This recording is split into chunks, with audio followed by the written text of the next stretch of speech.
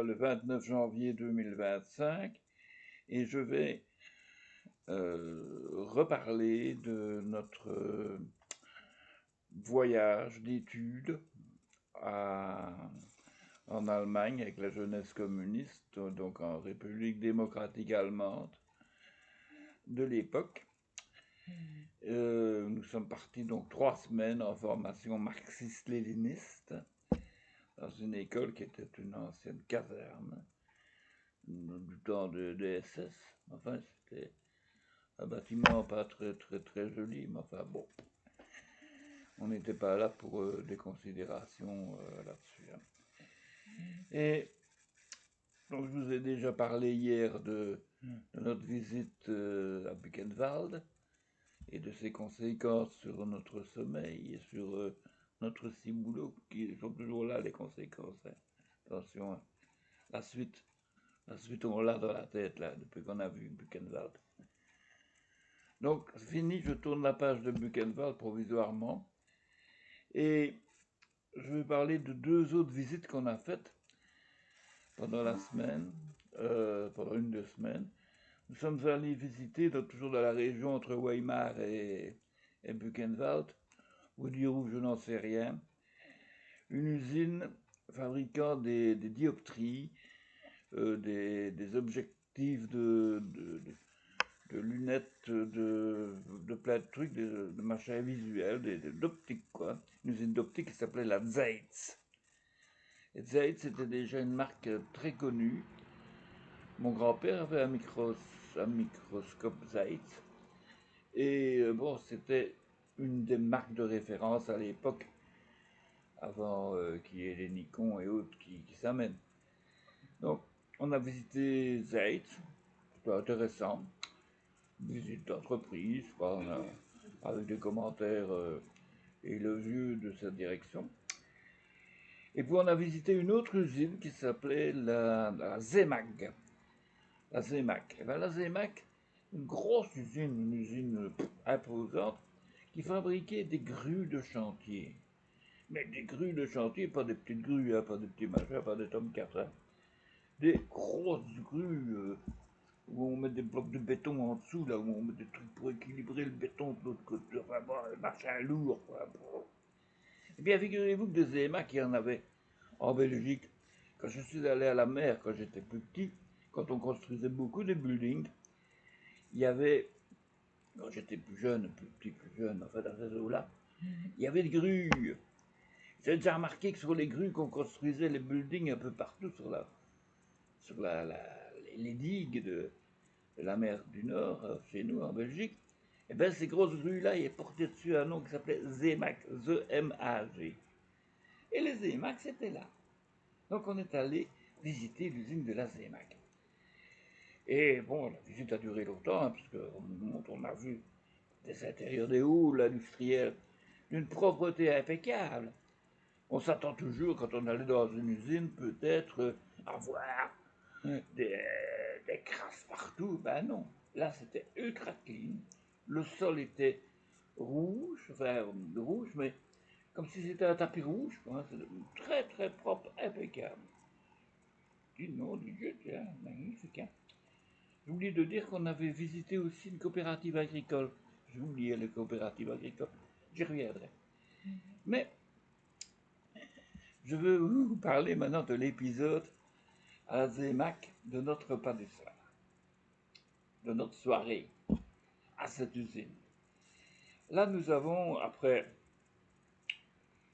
les explications nombreuses sur la réussite du socialisme, patati et patata, après ça, donc, nous avons eu le plaisir d'être invités à, une grande table, une table ronde, hein, comme ça, où on nous a mis chacun, les hommes avaient d'un côté une fille, de l'autre côté une fille, donc des filles de l'usine, des ouvrières, qui pour la circonstance avaient eu, je suppose, une demi-journée de congé pour s'apprêter pour être en autre tenue que quand salopette est au bazar. Et bon, ben, on voyait bien qu'elles avaient fait un effort, mais c'était attention, hein, c'était pas des putes. Et alors, on était accompagnés comme ça. Le problème, c'est que le parler qu'allemand, nous, moi en tout cas c'était nul, mon copain Bourguignon il était plus loin, bon. Pas de traduction, hein, c'est simplement faire des sourires comme ça, hein. Et alors on nous a amené le plat, pas une entrée, tout ça, on a le plat. On a eu tous chacun un poulet grillé dehors, un poulet tout entier grillé. À manger avec les doigts. Alors on a mangé le poulet grillé avec les doigts. Et puis après ça, ils avaient organisé, Lucine, une soirée dansante. Et il y avait un jukebox. Il y avait un jukebox qui diffusait des chansons, y compris des chansons de l'Ouest, mais déjà anciennes des années 60. C'était un peu rigolo, quoi. Et alors, bon, ben, on a dansé plus ou moins, enfin, moi je danse une barbe tout petit peu, mais comme je ne sais pas danser, c'est nul, avec les Allemandes. Et puis à un certain moment, clap, clap, fini la fête, hop, autocar, hop, retour à l'école à Droitzig. Voilà, donc c'était un petit moment que je voulais vous parler de cette péripétie de notre voyage en République démocratique allemande. Alors, je ne résiste pas à terminer ce discours, bien que j'y reviendrai, sur une autre visite qu'on a faite dans un camp de pionniers. Les pionniers, il faut savoir, c'est en toute la jeunesse communiste, c'est les pionniers, c'est un peu comme les scouts ou les patronnés, tout ce qu'on veut. Les pionniers. Les pionniers, ils avaient tous, on les reconnaissait parce qu'ils avaient des chemises bleues claires et un foulard rouge là. Voilà. Et qu'ils étaient généralement tout propres et bien soignés. Hein, bon, voilà. Et que parfois, enfin, sur les images, on voyait les pionniers lors des grandes célébrations. Hein, après les défilés militaires, il y a le défilé des pionniers. Hein, donc il y avait beaucoup de gens qui venaient voir, les parents qui venaient voir leurs enfants pionniers, n'est-ce pas? Et être pionnier, c'était déjà être, quand tu étais chef pionnier, dans tous les pays de l'Est, hein, c'était un grade. C'était un grade. À la limite, tu ne pouvais pas passer à la jeunesse ni au parti sans être passé par les pionniers. Hein? Ça rappelle d'autres choses. Hein? Tu ne peux pas te marier à l'église si tu n'as pas fait ta petite communion et ta grande communion. Ça fait quelque chose. Bon, allez, j'y reviendrai plus tard. Mais nous arrivons donc en car, blum blum blum, devant un camp de pionniers. Et on voit de loin que ça a l'air d'y être le boxon le plus total. Et bon, ben, les chefs de délégation vont voir à l'intérieur du centre, et puis ils reviennent et on s'est trompé. On s'est trompé de camp. Ah oui, on s'est trompé de camp. Alors on est allé visiter un autre camp, un peu plus loin. Hein.